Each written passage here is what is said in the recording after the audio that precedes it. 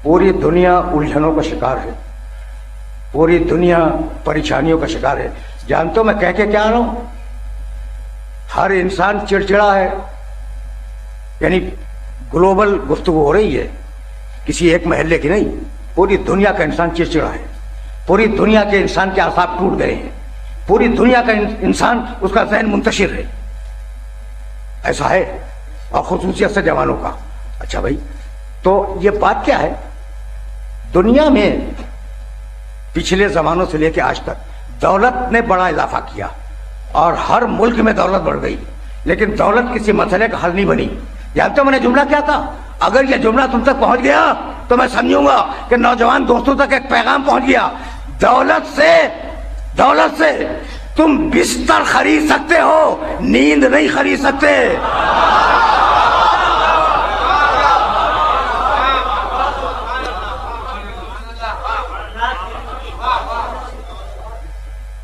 है या नहीं?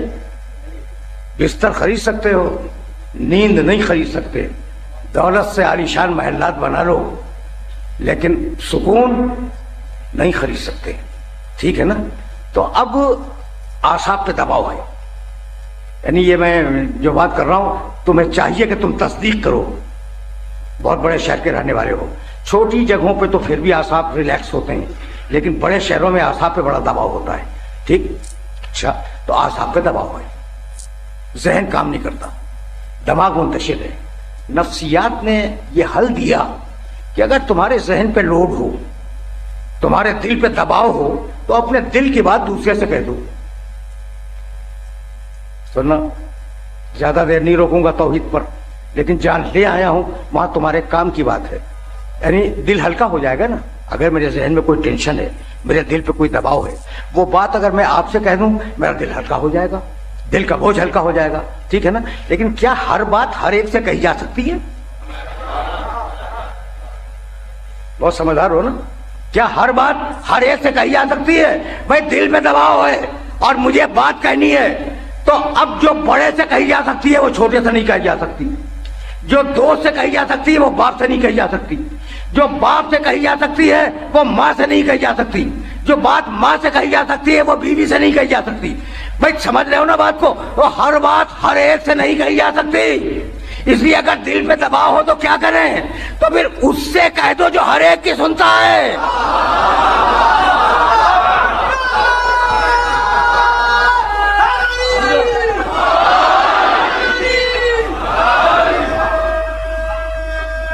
समझो?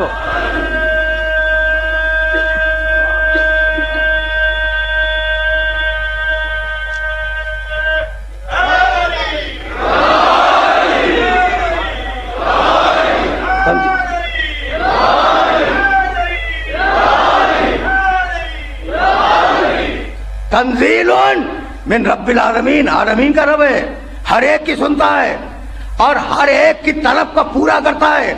अगर यहां तक मेरे साथ आ गए हो तो मेरा एक जुमला सुनो और मेरे इस जुमले को अपने जहन में महफूज रख लेना। मैंने कभी कहा था कि तुम्हारी सोसाइटी में, तुम्हारे मुआशरे में बड़े बड़े सखी लोग हैं। वाकई कि चैरिटी कर रहे हैं बहुत लोग, कितना गरीबों को खाना खिलाते हैं, रमजान में कितने इफ्तार दिए, बड़े सखी लोग हैं, सखी दाता है ना। अच्छा, ये सखी दाता भाई तवज्जो रखना, अगर एक मर्तबा मांगोगे खुशी से दे देगा, दूसरी मर्तबा जाओगे परेशान होगा, तीसरी मर्तबा धक्का देके निकलवा देगा। ये तुम्हारे सखी दाता हैं, ये तुम्हारे सखी दाता हैं कि अगर बार बार मांगोगे तो वो चिढ़ जाएंगे, और वो ऐसा सखी दाता है कि अगर बार बार न मांगोगे तो वो चिढ़ जाएगा।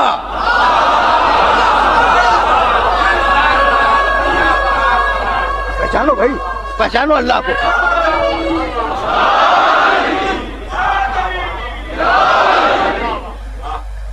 अल्लाह को पहचानो।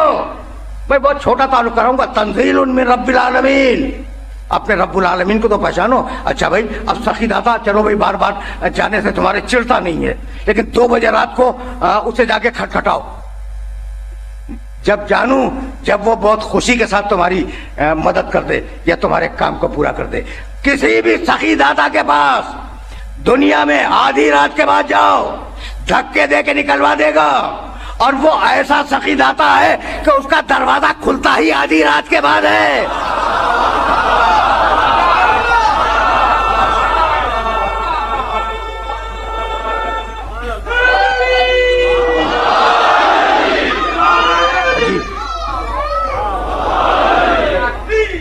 الہی بابوں کا مفتوح للطالبین۔ سید سجاد نے کہا کہ مالک سارے دروازے بند ہو گئے، مانگنے والوں کے لیے فقط تیرا دروازہ کھلا ہوا ہے، اور کتنا بڑا رحمان ہے۔ میرے جملے کو سمجھنے کی کوشش کرنا۔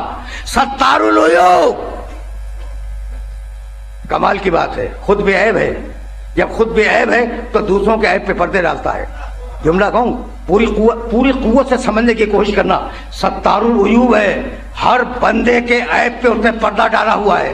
اگر یہ پردے کھینچ لے تو باپ کو بیٹے سے نفرت ہو جائے، بیٹے کو باپ سے نفرت ہو جائے۔ سمجھ رہے ہو نا؟ ماں کو بیٹی سے نفرت ہو جائے، عیبوں پہ پردے ڈالے ہوئے ہیں، ایسا ستار العیوب ہے، بے عیب ہے۔ بسم اللہ الرحمن الرحیم، سورہ جمعہ کی پہلی آیت، یسبح للہ ما فی السماوات و ما فی الارض الملک القدوس العزیز الحکیم۔ وہ ملک ہے، قدوس ہے، بے عیب ہے، عزیز ہے، طاقت والا ہے، حکیم ہے، حکمت والا ہے۔ سمجھ رہے ہو نا اس بات کو؟ تو اب جب وہ بے عیب ہے، جب بے عیب ہے تو کیسا بھیجے گا دنیا میں ہدایت کے لیے؟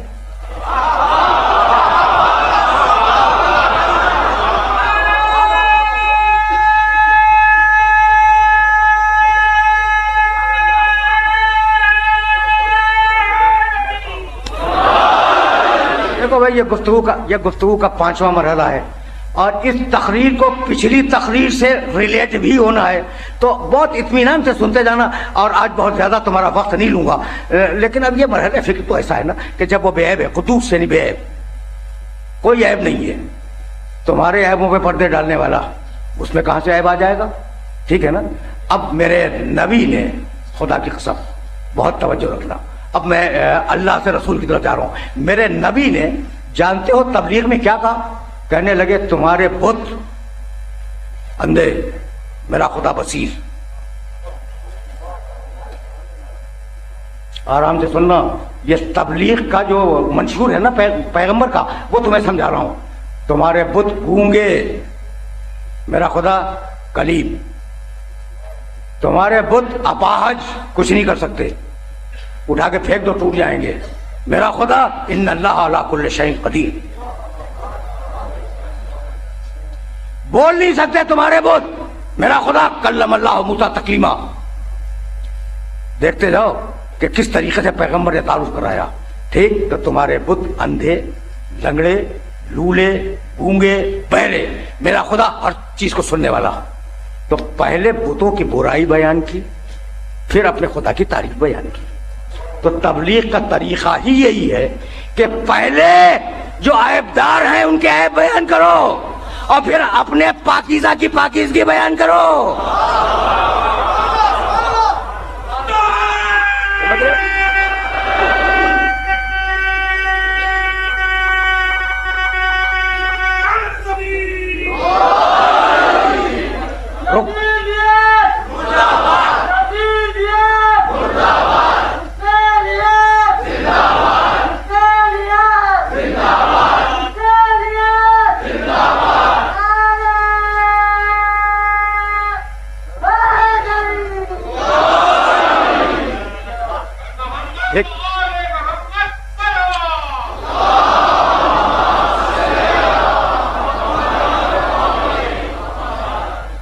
یہاں تک تو آ گئے نا میرے ساتھ؟ تو دیکھو سائیکولوجی ڈسکس کر رہا ہوں، اور اس کے بعد ذرا سا آگے جاؤں گا، ذرا سا آگے۔ اب یہ موضوعات کے مرحلے ہیں، اور انہیں طے تو ہونا ہے، یہ 5واں مرحلہ ہے۔ جب تمہارے بت لنگڑے، لولے، اندھے، گونگے، بہرے، میرا خدا سمیع، قادر، علیم، جس چیز میں چاہے کلام پیدا کرتے۔ تو پہلے بتوں کی برائی بیان کی، پھر اپنے خدا کی اچھائی بیان کی۔ کل میں تم سے کہہ رہا تھا کہ وہ اپنی غیرت اور حمیت پہ مر جانے والے عرب، کل ہی تو بات ہوئی تھی نا کہ بڑی غیرت تھی ان میں اور بڑی حمیت تھی، اپنے خداؤں کی برائیاں سن رہے ہیں محمد سے، اور یہ نہیں کہتے کہ تم نے 5 عیب ہمارے بتوں میں نکال دیے تو لاؤ اپنے خدا کو سامنے 25 عیب ہم نکالیں گے. اگر یہ میسج پہنچ گیا نا، دیکھو میں کوئی آیت نہیں پڑھ رہا ہوں، ابھی کوئی روایت بیان نہیں کر رہا ہوں، میں صرف سائیکالوجی سے بات کر رہا ہوں. بھائی عرب اپنی غیرت پہ مر جانے والا عرب بار بار سن رہا ہے کہ پیغمبر اکرم بتوں کو برا کہہ رہے ہیں. پورا قرآن بھرا ہوا ہے بتوں کی برائی سے. برائی سے کیا مطلب؟ یعنی ان کے عیب وہ گنوائے گئے. پورا قرآن بھرا ہوا ہے. مشرکین کے خلاف کتنی تقریریں کی ہیں قرآن مجید نے. تو کہہ رہے ہیں کہ یہ بت غلط، یہ بت کچھ نہیں. اب کوئی عرب تو کہتا کہ محمد ہمارے خداؤں میں عیب نکال رہے ہو، لاؤ اپنے ایک خدا کو تو اس میں 10 عیب ہم بھی نکال دیں گے. نہیں کہہ سکا. جنگیں لڑ لی لیکن مشرک میں یہ جرأت نہ ہوئی کہ چیلنج کر سکے کہ محمد اپنے خدا کو لاؤ 25 عیب ہم نکالیں گے. بھائی کیوں نہ کہہ سکا؟ اس لیے کہ اتنا بے عیب رسول بھیجا ہے.